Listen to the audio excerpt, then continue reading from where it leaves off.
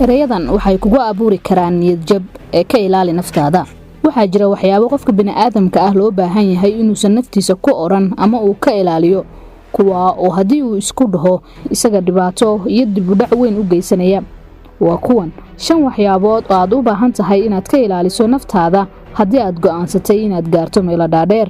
haddii aad ka heshay muuqaalkan, share leh si uu saaxiibada u gaaro.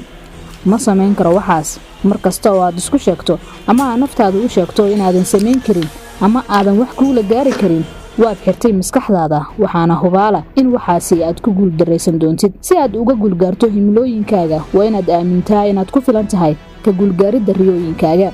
ma haysto waqti ugu filan, ma jiro waqti yar. waxa muhiimka ayaa ah sida aad u qiimeyso isla markaana aad ugu kalsoonaato wax kasta oo aad rabtid inaad samayso. waqtiga aad haysato ee ku haray waa kugu filan yahay. hadda bilow safarkaaga oo diiradda saar hadafyadaada. ma jiro waqti yar, waa goor dambe. marnaba lagama daaho inaad noloshaada bedesho. isticmaal waqtiga aad haysato ama ku haray si aad u baacsato riyooyinkaaga. marnaba lagama daalo inaad samayso wax wanaagsan. si taxaddar u leh u xiro waxyaabaha muhiimka ku ah adigoo eegaya waqtiga ku haray.